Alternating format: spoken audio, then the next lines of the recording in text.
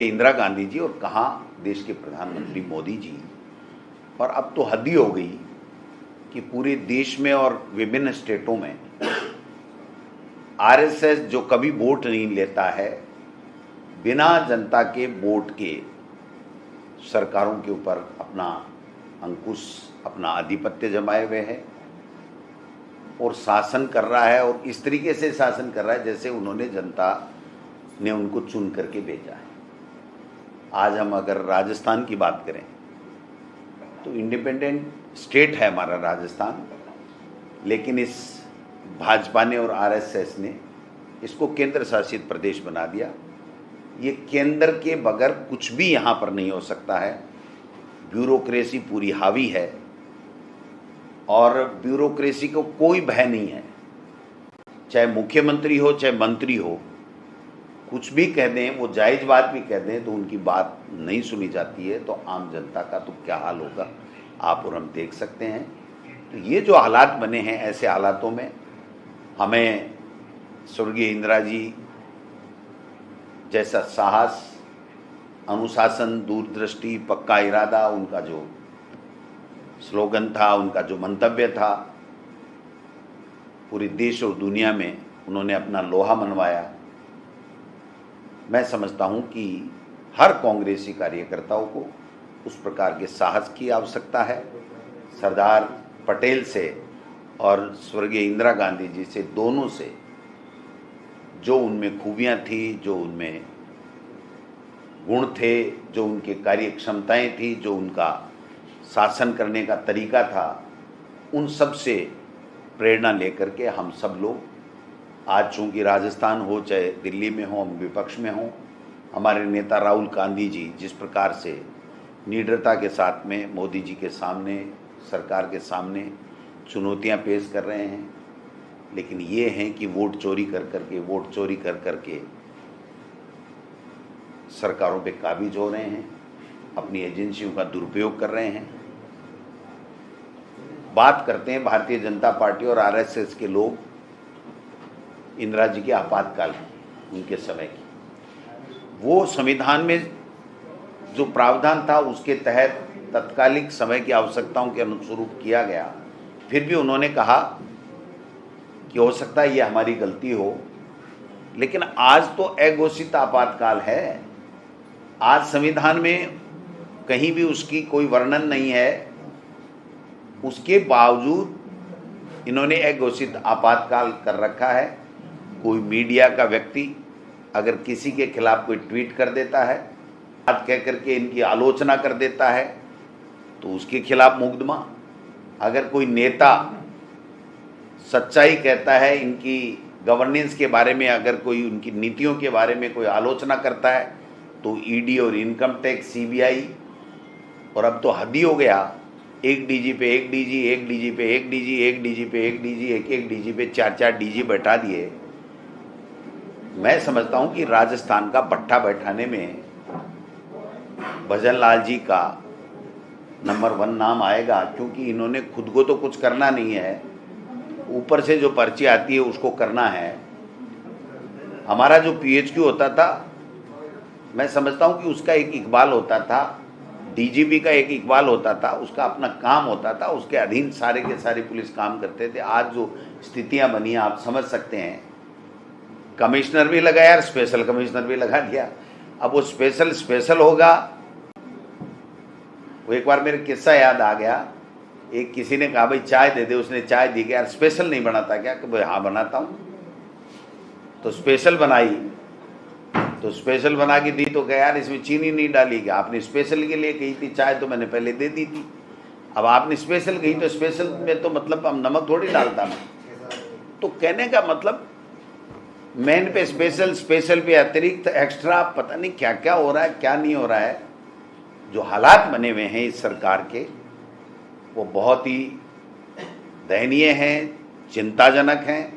पूरे राजस्थान में किसी भी वर्ग का कोई काम नहीं हो रहा है और इनके मंत्रियों के कलेक्टर और एसपी फोन नहीं उठाते हैं।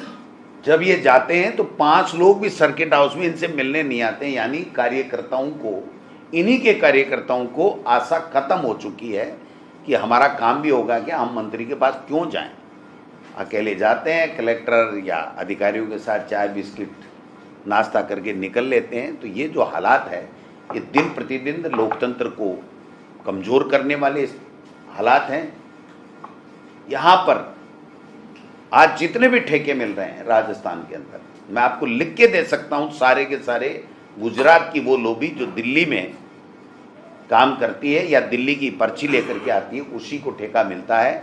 और इनके मंत्री एक बार उस पर सवाल उठाते हैं, फिर कोई गिफ्ट ले लेते हैं और उसके बाद में उसको भूल जाते हैं। एक नहीं, मैं 20 उदाहरण कभी दोबारा प्रेस कॉन्फ्रेंस करके गिना सकता हूं कि किस मंत्री ने किस बात के ऊपर सवाल उठाया और 2 दिन बाद में उसके बाद में गायब। अगले ने मिलके नमस्ते किया, हेलो सलो किया कि लोगों ने जाके मुख्यमंत्री जी को कहा कि कलेक्टर और एसपी हमारे मंत्रियों की सुनते नहीं हैं, कि कलेक्टर और एसपी हमारे मंत्रियों की सुनते नहीं हैं। तो मुख्यमंत्री जी ने मंत्रिमंडल की बैठक में पूछा, बताते हैं, ने तो आपकी तो खुद की बहुत शिकायतें दिल्ली में पड़ी, जबकि इंदिरा गांधी जी, उनके जीवन, उनका जो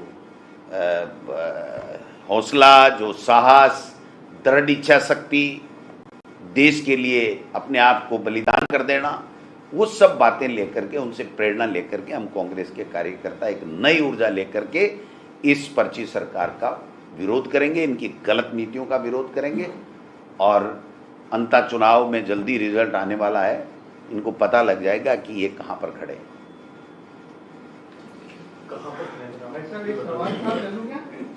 एक सवाल था, अभी आज एकता नगर गुजरात में प्रधानमंत्री का संबोधन हुआ था एकता यात्रा के दौरान। उन्होंने सीधे तौर पे कहा है कि जो सरदार साहब थे वो पूरा कश्मीर को एक करना चाहते थे, जैसे रियासत को एक किया, लेकिन नेहरू जी ने उनकी इच्छा पूरी नहीं होती, कश्मीर का अधिक संविधान बना दिया और अलग गुंडा करके विभाजित कर दिया। दशकों तक कश्मीर पर कांग्रेस की गलत नीतियों से देश आग में जलता रहा। क्या कहना है? देश का दुर्भाग्य है कि देश के प्रधानमंत्री के पद पे बैठा हुआ व्यक्ति झूठ परोसता है, उसके पास अपने 11 साल 12 साल का बताने के कुछ नहीं है, इसलिए इतिहास को तोड़ मरोड़ करके अपने मुताबिक अनर्गल प्रलाप करके और अपनी सत्ता पे काबिज रहना चाहता है, जो अब जनता समझ चुकी है। संधि दिन है कि वो सत्ता से भी जाएंगे और ये अनर्गल प्रलाप और झूठा जो षड्यंत्र करके जिस तरह की भाव भाषा में लोगों को झूठ परोस रहे हैं, वो उनका खत्म होगा। सर, चुनाव के बारे में बता रहे थे कि अच्छे से क्या स्थिति है, क्या तैयारी है, वोट चोरी की संभावना तो नहीं है, कुछ आपने टीम वगैरह लगाई भी होगी? ऐसा ही हमारे कार्यकर्ता मजबूत हैं, नेता मजबूत हैं, वोटर मजबूत है। न अंता चुनाव में इनकी वोट चोरी करने देंगे, न एसआईआर में करने देंगे। एसआईआर में देखा आपने, 2 दिन के अंदर बीएलए को प्रशिक्षण देने की बात कर रहे हैं, 3 तारीख तक देना था इनको, एक भी बीएलए को सूचना नहीं दी गई। अब जब बीएलए को हमने हमारे बीएलए राजस्थान में 51,000, यानी केवल 2 विधानसभा रहे हैं हमारे, जो आज बन जाएंगे 51,000 समथिंग, 52,000 में से हमने बना दिए। बीजेपी ने तो 45,000 ही नहीं बनाए होंगे, वो तो उनका तो काम ही नहीं है, वो तो क्या चोरी करके ही करना चाहते हैं। तो हमने बना दिए और हमने बीएलए की सूची दे दी, टेलीफोन नंबर दे दिए। तो चुनाव आयोग के तमाम जुड़े हुए अधिकारियों को चाहिए कि उनको टेलीफोन करके सूचना देके वो बीएलए को प्रशिक्षण दें, लेकिन वो नहीं दे रहे हैं। लेकिन हम कांग्रेस पार्टी, प्रदेश कांग्रेस कमेटी ने तय किया है कि आज ही हम हर विधानसभा क्षेत्र 200 ऑब्जर्वर इसके लिए लगाएंगे और वो जा करके वहाँ तमाम बीएलए को इकट्ठा करके और उनको प्रशिक्षण भी देंगे। और जो गणना प्रपत्र, ये फार्म जो है, उसमें उनकी फ़ोटो में, उनके ओर में, सब में सहायता करेंगे। और एक भी वाजिब व्यक्ति का वोट हम लोग नहीं कटने देंगे, ये हमने संकल्प लिया। और इस संकल्प में हम अब दिन रात, जब तक 2 महीने तक ये पूरा एसआईआर नहीं हो जाता, तब तक कांग्रेस का हर नेता कार्यकर्ता अपने बीएलए के साथ में और जो बीएलओ हैं सरकारी, उनके साथ में संपर्क बना करके वोटरों की मदद करेगा। इन्होंने तो कह दिया हम एसआईआर कर रहे हैं, कह रहे हैं सबकी फ़ोटो दोबारा चाहिए। आप बताइए किसी गांव में ढाणियों में बैठे हुए व्यक्ति के पास में फ़ोटो होगी? मतलब अपना बर्डन हम पे डाल रहे हैं। इनको ऐसा ऐप करना चाहिए कि जो बीएलओ जाए वो उसकी फ़ोटो ले और अपलोड ऑटोमेटिक हो जाए, इस तरीके का काम करना चाहिए। इन्होंने तो कहा कि फ़ोटो दे दीजिए, सबको एक एक फ़ोटो देनी है, हमें नवीन फ़ोटो, पीछे सफ़ेद बैकग्राउंड। अब आप बताइए इतनी चीज़ें ऑफिसों में, कलेक्टर ऑफिस में तो संभव नहीं है कि पूरे स्टाफ की करवा दो, वो तो संभव नहीं है। जो गांव ढाणी में बैठा बेचारा गरीब, जिसको 2 वक्त का खाना नहीं मिल रहा, पीने का अच्छा पानी नहीं मिल रहा है ना, दवाई नहीं मिल रही है, हॉस्पिटल में इलाज नहीं मिल रहा है, उसको कहते तेरी अच्छी सी फ़ोटो ला वाइट बैकग्राउंड की। वो कहाँ से तो कैमरे वाले को पकड़ेगा, कहाँ से और पकड़ेगा? मतलब समझ से परे है। लेकिन हम मुकाबला करेंगे और इनकी चोरी नहीं होने देंगे, इनके मंसूबे कामयाब नहीं होने देंगे। तो अन्य राज्यों के मुकाबले राजस्थान में वोट चोरी एक बड़ा मुद्दा है। यहाँ पे जब सत्ता परिवर्तन होता है, मार्जिन बहुत ज़्यादा नहीं होता, 38-39% आपके और उनके आसपास आपके वोट गेन होता है। इस बार भी ऐसा है, तो किस तरह से अब की बार तो एक टेम्पो ट्रेवलर में भी ये नहीं आएंगे बीजेपी के लोग। ये खुद के कर्म से और हमारे कार्यकर्ताओं की मेहनत के कारण से दोनों चीज़ मिलकर के इनका सफाया कर देंगे। इनकी बीजेपी के नेता कहते हैं हमको जब मिलते हैं कि भाई साहब हमारी तो बहुत बुरी हालत है, हमारा कोई काम ही नहीं होता, और क्या हमारा तो मत हो, हमारे मुख्यमंत्री के भी जो काम चाहते हैं वो काम नहीं होते। तो ये मतलब विडम्बना है कि हमारा प्रदेश इंडिपेंडेंट प्रदेश था, जो आज केंद्र से रूल होने वाला प्रदेश बन गया है।